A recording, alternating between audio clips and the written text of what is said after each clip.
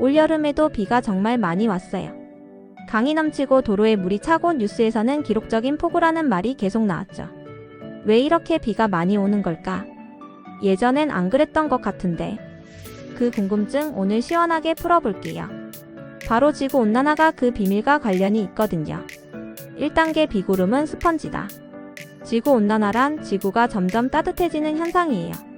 그런데 따뜻한 공기는 더 많은 수증기, 즉 물을 머금을 수 있어요. 이걸 쉽게 설명하면 하늘 위의 구름은 커다란 스펀지 같은 거예요. 공기가 뜨거워질수록 이 스펀지는 점점 커져서 물을 더 많이 머금고 있어요.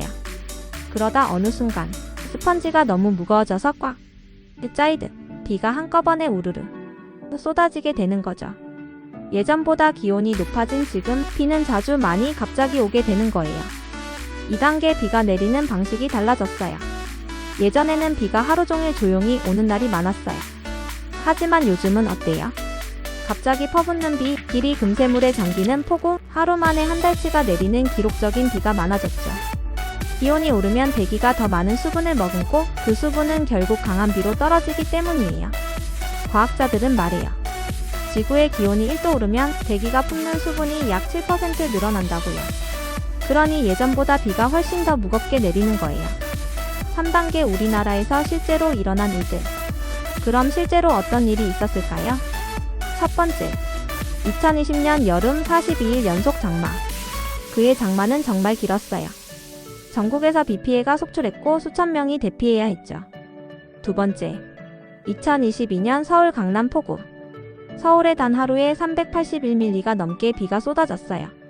차들이 둥둥 떠다니고 지하주택이 침수되며 큰 피해가 났어요. 세 번째, 2023년 오송 터널 침수 사고.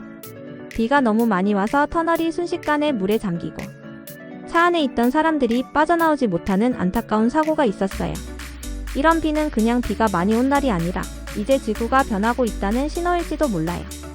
4단계 다른 나라에서는 어떤 일이? 이상한 비는 우리나라만의 일이 아니에요. 유럽, 독일, 벨기에에서는 2021년 엄청난 폭우로 마을 전체가 물에 잠겼어요. 중국 정저우에서는 지하철 안으로 물이 들어차서 사람들이 갇히기도 했어요. 인도, 방글라데시에서는 2022년 홍수로 수백만 명이 집을 잃었고 그중 많은 아이들이 피해를 입었어요. 기후변화는 전 세계에 영향을 주고 있어요. 이젠 누구나 이런 비를 겪을 수 있는 세상이 된 거죠. 5단계 왜 장마까지 달라졌을까? 예전의 장마는 오랫동안 꾸준히 내리는 비였어요. 하지만 요즘 장마는 폭우가 몰아쳤다가 갑자기 멈추고 또 갑자기 한꺼번에 쏟아지는 형태로 바뀌었어요. 왜냐고요? 바로 공기가 머금은 수분이 많아졌기 때문이에요. 장마철의 비는 예전처럼 잔잔하지 않아요. 갑자기 퍼붓고 피해도 더 커졌어요. 6단계 우리가 할 수 있는 일은 없을까? 지구온난화가 비를 바꿨어요. 그럼 우리는 가만히 있어야 할까요? 그럴 필요는 없어요. 우리가 할 수 있는 일이 있어요. 전기 아껴 쓰기, 플라스틱 줄이기, 나무 심기, 물 절약하기. 이런 작은 행동들이 지구를 식히고 미래의 폭우를 막는 데 도움이 될 수 있어요. 7단계 이야기로 알아보는 비의 비밀. 한 아이가 물어봤어요.